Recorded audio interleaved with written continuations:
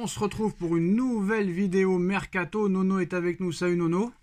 Salut Chacha. Alors on va parler de l'actualité du Paris Saint-Germain dans un premier temps. Les infos Mercato d'hiver, j'ai bien dit d'hiver, dans un deuxième temps. Et encore le dossier Mbappé dans un troisième temps où un de tes amis, Nono, a sorti une bombe. On va commencer avec Milan Skriniar qui a été opéré avec succès ce lundi à l'hôpital Aspetar à Doha, annonce le Paris Saint-Germain. Il restera au repos ces prochains jours avant de débuter son protocole de reprise. Et en interne, Nono, on est très mécontent des performances de Milan Skriniar. Mais on est quand même content de ne pas avoir déboursé plus de 80 millions d'euros à l'été 2022 pour s'attacher les services du Slovaque. Honnêtement, un avis très rapide sur Milan Skriniar. Est-ce que tu es d'accord avec la direction ? Très rapide, entièrement d'accord. Erreur de casting. Comme ils disent, ils ont fait malgré tout des économies, mais erreur de casting, contrat long. Là aussi, ça va être très dur à revendre. Mais heureusement, il y a l'Arabie Saoudite et je pense que ça pourrait plaire à un mec comme Milan Skriniar. Fort possible. Et en plus de Milan Skriniar, pour le moment, le Paris Saint-Germain est très mécontent aussi des performances de Donnarumma. Si Donnarumma, d'ici les prochains mois, n'évolue pas dans le bon sens et n'améliore pas ses performances, le Paris Saint-Germain aussi pensera à s'en séparer. Mais malheureusement, comme tu l'as dit, Nono, la presse le dit aussi, les contrats, très clairement, sont très longs et très alléchants au niveau financier. Donc, à part l'Arabie Saoudite, on ne voit pas vraiment comment s'en débarrasser. C'est bien beau de montrer les muscles, la direction, mais des contrats de 5 ans ou des fois plus, tu payes la douane à la fin. Et après, t'as des flancs qui restent quelques années sans jouer au PSG. Quant à Donnarumma, je les trouve un peu sévères. Il n'a pas été exceptionnel, il a fait des très grands matchs aussi. Laissons-lui encore un peu de temps quand même. Non, c'est bon, ça fait 2 ans et demi, Nono, je pense que le temps, il en a eu assez. Moi, je suis d'accord avec eux, c'est pas du tout satisfaisant, c'est pas régulier. Il sera en fin de contrat en 2026. Peut-être qu'à 2 ans de la fin du contrat, il sera plus facile de le vendre peut-être que Skriniar, par exemple. Ça sera beaucoup plus facile, ça c'est sûr. Alors Nono, déjà beaucoup plus jeune et beaucoup plus vendable. Alors on a parlé au milieu de terrain de Manu Koné, on a parlé de Bruno Guimaraes et une nouvelle piste aujourd'hui, Nono, qui est peut-être l'une des préférées de Luis Enrique, sachant le joueur très polyvalent. Alors à l'heure où on parle, le Bayern de Munich veut absolument Nordi Mukiele et Nordi Mukiele veut rejoindre le Bayern de Munich. Le Bayern de Munich a proposé 25 millions d'euros, offre rejetée par le Paris Saint-Germain, mais si jamais le PSG a un remplaçant, le PSG pourrait laisser partir Nordi Mukiele. Alors Achraf Hakimi est avec le Maroc pour la Coupe d'Afrique des Nations. Et si Mukiele s'en va, Nono, tu n'as plus du tout de latéral droit et tu vas finir avec Warren Zaïre-Emery à droite. C'est dommage, vu comment il émerge au milieu de terrain. Alors, le Paris Saint-Germain, Nono, essaye d'attirer Joshua Kimmich dans le cadre de ses négociations avec le Bayern pour Nordi Mukiele. Ce qui est bien, c'est que Kimmich peut jouer milieu de terrain et latéral droit. Et il est aussi bon milieu de terrain que latéral droit. Puissance aussi physique, 28 ans. Il semble quand même cocher toutes les cases de la recrue parfaite. Et Luis Enrique en interne en dit beaucoup de bien et sa polyvalence plaît beaucoup. Néanmoins, ça risque d'être très compliqué dans les négociations. Alors Kimmich ne cache pas en privé qu'il ne dirait pas non à une expérience à l'étranger avant la fin de sa carrière. Néanmoins, les taux de réussite sont extrêmement minces dans ce dossier, mais pourquoi pas ? Pour Joshua Kimmich, le PSG aimerait laisser partir Nordi Mukiele en ajoutant une somme d'argent significative pour enrôler l'Allemand de 28 ans. Le montant que Paris est prêt à offrir au Bayern de Munich n'a pas filtré. Mais encore une fois, Paris tente, mais les chances sont très compliquées quand même. Mais bon, avec le PSG, tout est possible. Donc Paris s'est lancé dans les négociations pour enrôler Joshua Kimmich. Le club de la capitale voit en lui le joueur parfait pour compléter son effectif vu sa polyvalence. L'Allemand pourrait remplacer Achraf Hakimi sur le côté droit de la défense en attendant son retour de la CAN pour ensuite revenir au milieu de terrain dans une zone où le Paris Saint-Germain aimerait faire venir aussi un élément supplémentaire en plus de Joshua Kimmich. Une polyvalence qui séduit Luis Enrique. Joshua Kimmich au Paris Saint-Germain, Nono, un échange Kimmich-Mukiele plus une somme d'argent, oui ou non ? Je vais répondre très rapidement, je dis oui et je signe. Alors plutôt Guimaraes ou Joshua Kimmich ? Je choisirais plutôt Kimmich. Pour sa polyvalence, pour d'autres raisons? Pour sa polyvalence, pour son intensité, pour son palmarès, et malgré tout, il est encore jeune, donc Kimmich, pour moi, Kimmich.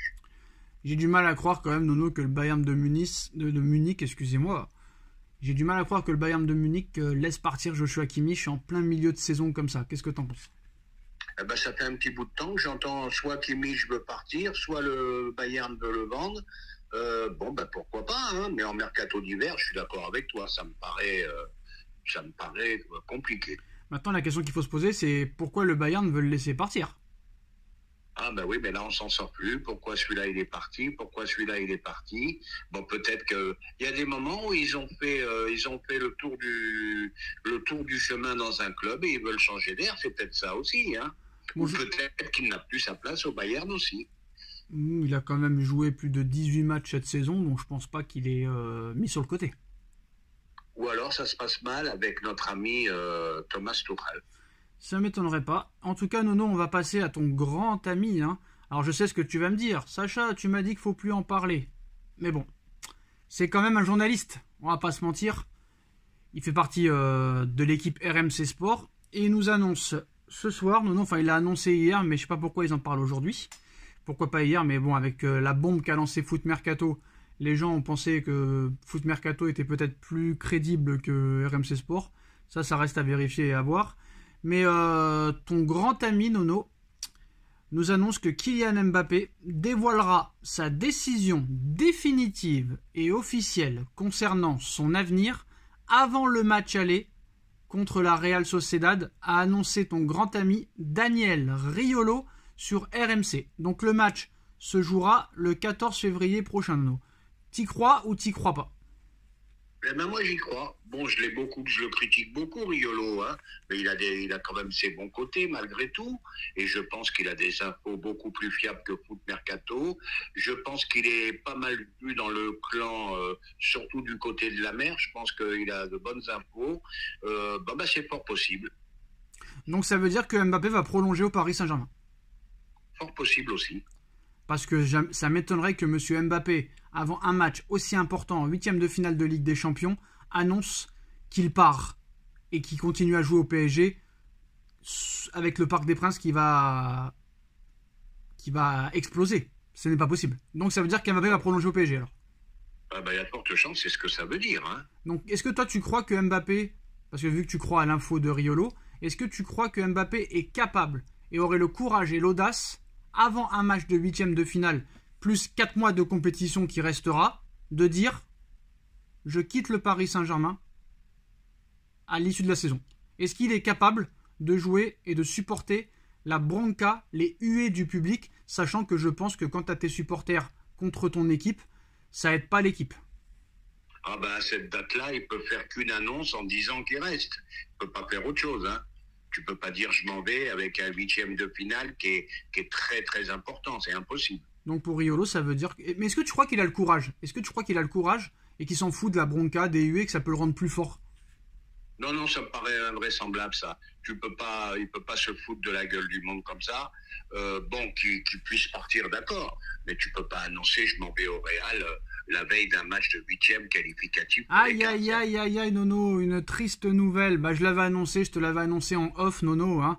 À chaque fois, la bonne année, et à chaque fois, tu as une grande star qui s'éteint et qui décède au milieu d'année. Je te l'avais annoncé, Nono, je savais pas qui c'était, mais je savais que ça allait arriver. Tu as toujours une star qui meurt.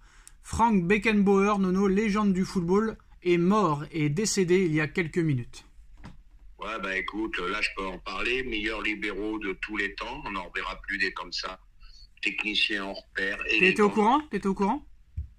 Ah, j'étais pas au courant. Voilà. Tu m'apprends la nouvelle.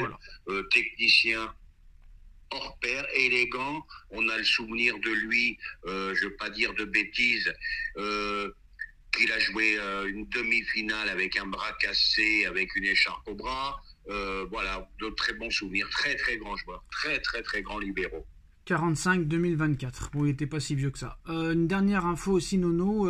Luis Enrique sur la titularisation de Kylian Mbappé face à Revel. Intéressante la réponse de Enrique, Nono, qui nous dit Kylian voulait jouer. Et quand il veut jouer, il n'y a pas grand-chose à dire. Est-ce que Luis Enrique est vraiment le patron de cette équipe, Nono? Eh ben, il est comme les autres. Non, parce que tu Et m'as dit, je sais pas, Nono, tu m'as dit, le mec a peur de personne, il a été en conflit avec Messi, il a voulu sortir Messi lors d'un match, mais Messi n'a pas voulu, il a rien pu faire. Est-ce que réellement, quand Mbappé te dit je veux jouer, tu ne peux pas le mettre sur le banc, sinon il y a des menaces derrière, il y a quelque chose qui se trame, il va y avoir un problème, c'est ça? aucun entraîneur à l'heure actuelle, à l'instant T, est capable de dominer Mbappé au PSG. Alors Voilà. qu'est-ce qui se serait passé? Le patron. Non, non, le patron. Non, mais je m'en fous. Qu'est-ce qui se serait passé si Enrique l'aurait mis sur le banc? Il se serait passé quoi? Bon, Qu'est-ce qui se serait passé? bon, bah, ça aurait été une embrouille de trop et pour rien, qui sert à rien. Bon, ben là, petit match, régional 1, bon. Et qu'est-ce qui se Si serait tu veux. passé? Qu'est-ce qui se serait passé, Nono, si Mbappé se serait fait casser la jambe Ah, bah là, c'est dans tous les journaux aujourd'hui. Hein. Alors maintenant, on sait pourquoi Kylian Mbappé, Nono, est numéro 9 et a été replacé dans l'axe. Tu as la réponse ou je te la donne? Là, tu peux me la donner, je ne l'ai pas. Et bah pourtant, tu nous l'avais donné il y a quelques semaines, Nono, et tu t'en rappelles plus, c'est bien dommage. Bah, comme Mbappé ne défend pas sur son côté, Luis Enrique a pris la décision de le mettre numéro 9, sachant que Dembélé et Barcola défendent beaucoup. C'est pour ça que Mbappé joue numéro 9. Exact, son manque de travail défensif. Exact. Et maintenant que Mbappé est replacé numéro 9, est-ce que y a une place pour lui au Real? Je peux pas te dire. Je peux pas te dire. Là, je suis un peu. Comment Bah non, parce que dirais-je, sachant qu'il cherche un numéro 9 et que Mbappé ne jouait pas numéro 9, sachant que Vinicius et Rodrigo sont sur les côtés, maintenant que Mbappé joue dans l'axe, est-ce qu'au Real il pourrait jouer dans l'axe si jamais un jour il va au Real? ah bah, Rodrigo d'un côté, Vinicius de l'autre, Hendrick arrive, bah, tu peux le mettre dans l'axe. Non, mais Hendrick ne sera pas titulaire quand il viendra. Ah, il paraît que c'est un grand phénomène. Il faudra faire attention à celui-là. Un grand phénomène qui marque très peu de buts avec Palmeiras. Donc, phénomène, moi, non, je trouve pas que c'est un phénomène. Et il ne sera pas titulaire quand il va arriver au Real. Moi, je dirais à suivre. Hendrick, 18 ans, va être titulaire au Real Madrid l'année prochaine. Bah, mais je te dis pas qu'il sera titulaire là, c'est dès la saison prochaine, mais ils l'ont pas pris pour prendre le frais. Hein. Comme Régnier, comme Hazard, etc. etc. Ah, bah, il y a des échecs et il y a des réussites. Rodrigo, Nono, ça a marché, Nono, Vinicius, ça a marché. Oui, mais alors je vais t'expliquer, quand Rodrigo arrive, c'est au bout de la 3e année qu'il est titulaire. Quand Vinicius arrive, c'est au bout de la 2e année. Quand Camavinga arrive, c'est au bout de la 2e année. Quand Tchouaméni arrive, c'est au bout de la 2e année. Ça m'étonnerait qu'Hendrick arrive titulaire dès la saison prochaine. Ah, bah, s'il met 2 ans, il en aura 19 ou 20, donc il sera toujours dans les temps. Donc toujours pas à répondre à ma question. Est-ce que maintenant qu'il joue numéro 9, bah Mbappé il aurait une jouera place? un petit match de temps en temps. Mbappé, oui, s'ils le prennent, c'est pour jouer numéro 9, de toute façon. D'accord. Alors, de nouvelles infos. En Angleterre, Ben Jacobs, journaliste d'I Athletic, confirme qu'aucune décision sur l'avenir de Mbappé n'a été prise. Il a également entendu que le PSG n'est au courant d'aucune décision de Mbappé sur son avenir et qu'il s'attend à être informé en premier. Donc apparemment rien encore est décidé. Et Fabrice Hawkins aussi confirme ces informations. Il n'y a aucun accord autour de l'avenir de Kylian, d'autant qu'il n'y a pas de discussion entamée au sujet de celui-ci, selon l'entourage de Kylian Mbappé. Donc quand même bravo à Foot Mercato d'avoir sorti ce mensonge et d'avoir fait de l'oseille là-dessus, bravo. Voilà. Ah bah je sais pas ce qu'il leur a pris, hein. Je sais pas ce qu'il leur a pris. Il y a eu... Mais qu'est-ce qu'il leur a pris, Nono? Je te l'ai expliqué hier. Ils ont voulu faire un truc à buzz comme community pour balancer de l'oseille, pour récupérer de l'oseille, c'est tout. Il n'a pas cherché midi à 14h. D'accord. Bah, Nono, honnêtement. Alors, dans le contexte actuel du transfert de Kylian Mbappé annoncé au Real Madrid par Foot Mercato, l'agent de Mohamed Salah a ressorti un tweet du journaliste datant de mars 2023 du média de Foot Mercato, Nono, de Santi Anoua. C'est lui qui a sorti l'information sur Mbappé hier. Et bah, l'agent de Mohamed Salah a ressorti un tweet du journaliste datant de mars 2023. Sur ce tweet, il est dit que Mohamed Salah va quitter Liverpool pour le FC Barcelone. L'agent... Attends, et l'agent lui répond: tu ne sais juste rien. Donc ce journaliste n'est pas du tout fiable. Donc c'est de la même envergure que Community, que machin. Ils ont profité de leur audience, Nono, et de leur popularité pour sortir une info et tout le monde les a cru. Donc voilà. Bon, ils ont bien fait, hein, tu me diras. Ils ont bien fait, oui, mais après je vais te dire, bon, comme tu as dit, ça changera rien pour eux. Allô? Oui. Ah, je croyais qu'on avait été coupé, Sacha. Ça changera rien pour eux. Ils auront toujours autant de suiveurs, mais pas très bon pour l'image malgré tout.